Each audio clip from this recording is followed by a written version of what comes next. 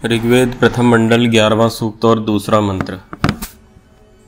ओम सख्येत इंद्र वाजिनो मा भेम शवस्सस्पते त्वामभि प्रणोनुमो जेतारम पराजितम। पदार्थ: हे शवसह अनंत बल व सेना बल के पते, पालन करने हारे ईश्वर व अध्यक्ष, अभिजेतारम प्रत्यक्ष शत्रुओं को जिताने व जीतने वाले, अपराजितम जिसका पराजय कोई भी न कर सके, त्वा उस आप को, वाजिनः उत्तम विद्या व बल से अपने शरीर के उत्तम बल व समुदाय को जानते हुए हम लोग प्रणोनुमः अच्छी प्रकार आपकी बार बार स्तुति करते हैं, जिससे इंद्र, हे सब प्रजा व सेना के स्वामी, ते आप जगदीश्वर व सभाध्यक्ष के साथ सख्य हम लोग मित्र भाव करके शत्रुओं व दुष्टों से कभी मां भेम भय न करें। भावार्थ: इस मंत्र में श्लेषालंकार है। जो मनुष्य परमेश्वर की आज्ञा के पालने व अपने धर्मानुष्ठान से परमात्मा तथा शूरवीर आदि मनुष्यों में मित्र भाव अर्थात प्रीति रखते हैं, वे बल वाले होकर किसी मनुष्य से पराजय व भय को प्राप्त कभी नहीं होते। क्या समझे हम इससे?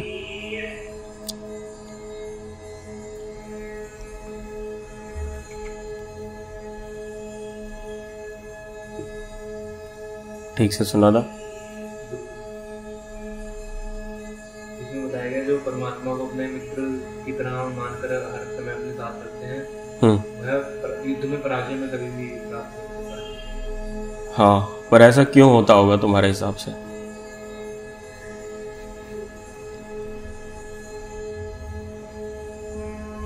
क्योंकि परमात्मा न्यायकारी न्याय नहीं करता कभी। वे तो नहीं करते हैं, कभी किसी के साथ नहीं करेंगे, पर ऐसा क्यों है कि कोई व्यक्ति धार्मिक होकर अगर ईश्वर का सहाय चाहता है तो उसकी पराजय नहीं होती?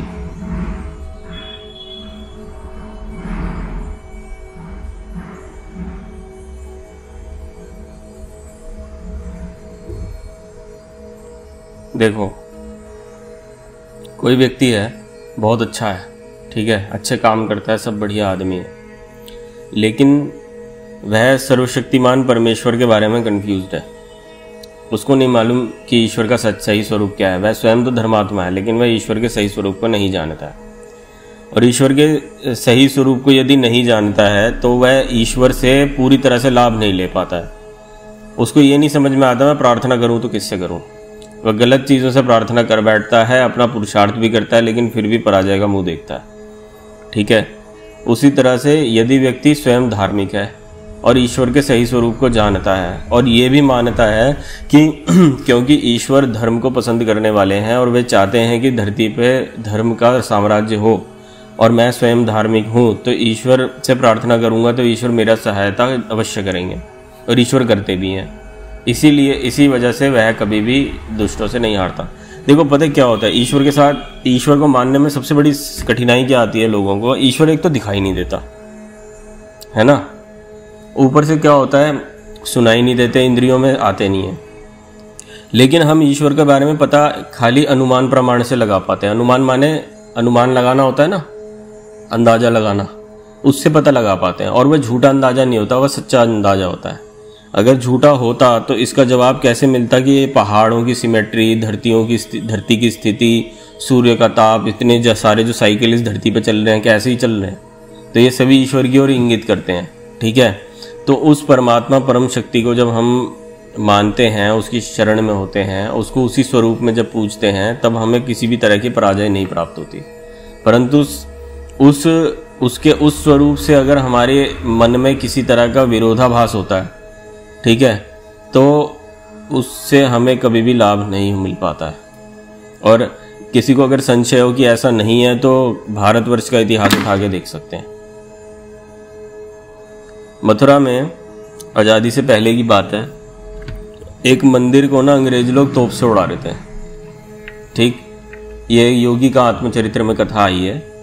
तो उस समय पर वहाँ के जो लोग थे, वे बजाय उनसे मुकाबला करने के, ईश्वर के आश्रित होकर, वो लोग ना सब कह रहे ठाकुर जी हमें बचाएंगे, और वे चले गए मंदिर के अंदर सारे। तो उन्होंने लोगों समेत उड़ा दिया उस मंदिर को। ये हमें ये घटना बताती है कि गलत सिद्धांत की वजह से हमें हमेशा पराजय का मुंह देखना पड़ा है। तो इसलिए वेद की विद्या आनी बहुत ज़रूरी है, वेद का स्वाध्याय होना बहुत ज़रूरी है, ताकि लोगों को पता हो हमें क्या करना है क्या नहीं करना है। कोई कहे कि मुझे तो फ़र्क नहीं पड़ता, लेकिन आप मानते हो इस बात को कि हार और जीत का, लाभ हानि का आप पर फ़र्क पड़ता है या नहीं पड़ता? कोई बिना मतलब तो कोई कार्य नहीं करता है कहीं पर भी, है ना? तो सबको लाभ तो चाहिए, सबको विजय तो चाहिए अपने अपने जीवन में। तो वह तभी प्राप्त होगी जब व्यक्ति वेद का स्वाध्याय करेगा और इस ईश्वर को सही तरह से समझेगा और उस ईश्वर को अपना मित्र मानेगा, अपना रक्षक मानेगा। और जब वह ऐसा मानेगा और वैसे कर्म करेगा तो वह कभी भी हारेगा नहीं, ठीक है? क्योंकि ऐसे व्यक्ति के चित्त में, बुद्धि में ईश्वर हमेशा प्रेरणा करते रहते हैं। शर्त यही है कि वह व्यक्ति भीतर से साफ होना चाहिए। भीतर से साफ होने का सबसे पहला जो चरण है वह व्यक्ति का अपने प्रति ईमानदार होना। व्यक्ति अपने आप से कभी झूठ ना बोले, ये पहली सीढ़ी है। अगर उसके सामने कोई घटना हो रही है और उसको पूरी तरह से ना एक न्यायाधीश की भूमिका में होना चाहिए कि क्या मैं अपने आप को अलाउ करता हूँ इस कार्य करने के लिए, मैं नहीं करता हूँ, या मैं करता हूँ, ये मुझे करना चाहिए, ये मुझे नहीं करना चाहिए। तो अपने आप से सच बोलना है। ऐसा नहीं कि गलत कार्य कर रहे हैं और अपने आप को ही जस्टिफाई कर रहे हैं, नहीं यार ये सब तो चलता है, नहीं यार ये तो होता ही है। ये पाप है, मानसिक पाप है। इसकी जो परिणति है, इसका जो फल है वह आध्यात्मिक रोगों में होता है। उस दिन हमने बात करी थी शांति शांति शांति, 3 बार शांति बोलते हैं हम। लास्ट में भी, यज्ञ के अंत में भी शांति शांति शांति बोलते हैं। और उस दिन हमने बात भी की थी आध्यात्मिक, आदि भौतिक और आदि दैविक, 3 तरह के दुख होते हैं। तो ये जो व्यक्ति अपने आप से झूठ बोलता है ना, अपने आप को धोखा देता है, ये आध्यात्मिक दुखों में आता है।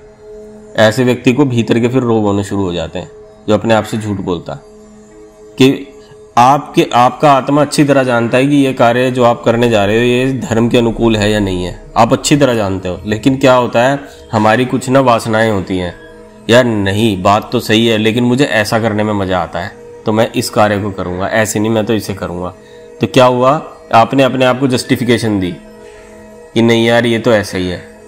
लेकिन ऐसी कभी भी कोई स्थिति आए तो उस समय पे व्यक्ति को सचेत होकर ये करना चाहिए कि मुझे क्या करना चाहिए, मेरी ड्यूटी क्या है। अगर मान के चलो मैं एक न्यायाधीश होता और मेरे अंदर जो ये व्यक्ति है ये अलग मेरे से होता, तो क्या ये न्यायाधीश उसको अलाउ करता ये कार्य करने के लिए, और ये गलत कार्य वह करता तो उसको दंडित करता या नहीं करता? जब ऐसी भावना आएगी ना, तभी व्यक्ति का आत्मोद्धार शुरू होता है। इसी से ही पश्चाताप जन्म लेता है, जब व्यक्ति को खुद रियलाइज होता है कि ये चीज़ मुझे नहीं करनी चाहिए थी। इसलिए अपने आप को ना कभी भी सही गलत के पैमाने पे कभी भी झूठ नहीं बोलना चाहिए। मम्मी ने, पापा ने कहा कि ये कार्य कर लो, तुमने वो कार्य नहीं किया, तुम चले गए कहीं और अपना कार्य करने। तुम्हें मालूम है कि ये बात गलत है, तुम्हें मालूम है कि ऐसा करना बिल्कुल अच्छी बात नहीं है। अब यहाँ पर या तो तुम अपने आप को अलाउ करो न्यायाधीश होके कि भाई मैं इस काम को करूं, या फिर न्यायाधीश कहे कि नहीं इस कार्य को नहीं करना है। तो अपने आप से झूठ नहीं बोलना है कभी भी, खुद को कभी गलत रास्ते पे प्रेरित नहीं करना। खुद को कहना भाई नहीं ये चीज़ गलत, जो मुझे करना चाहिए वही मैं करूँगा, जो मैं करना चाहता हूँ उसे नहीं करूँगा। जब इस चीज़ का अभ्यास हो जाता है ना जब आपके अंदर, आपको पता है क्या फिर मिलता है आपको? एक ज़बरदस्त चीज़ मिलती है आपको। ये जो धन मिलता है आपको अंदर से, ये धन दुनिया की सारी संपत्तियाँ इसके आगे कुछ नहीं है। और उसको कहते हैं कर्मयोग, जिसको भगवद गीता के 3 अध्याय में बोला गया है। कर्मयोग क्या होता है? कर्मयोगी व्यक्ति जो होता है वह कभी भी इस बात की चिंता नहीं करता कि वह लाभ में है या हानि में है। उसका हमेशा फोकस इस बात पे रहता है कि मुझे क्या करना चाहिए, दैट इज़ इट।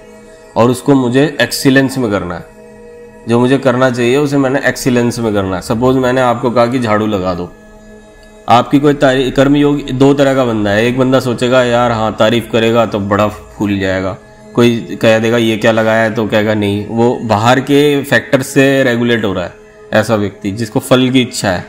और जो कर्मयोगी होगा ना, उसका फोकस अपने काम पे होगा कि मुझे ऐसा कार्य करना है कि जैसे ये होना चाहिए, बिल्कुल एक्सीलेंस में।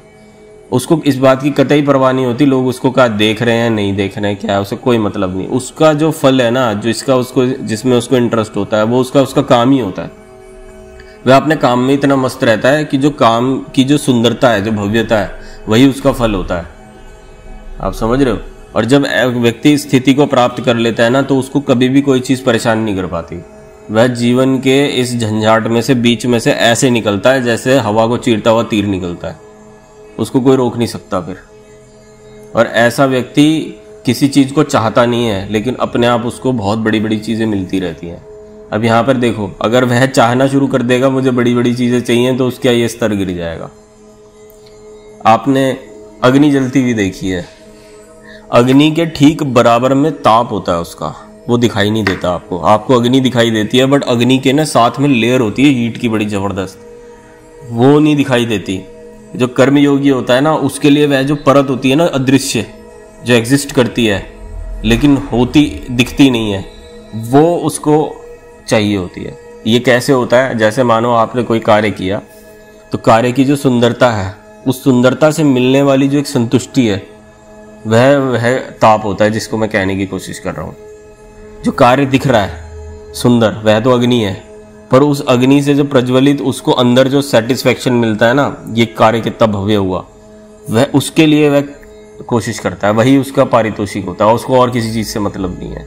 ऐसे ही व्यक्ति जीवन में बहुत राइज करता है। ठीक है, कोई प्रश्न?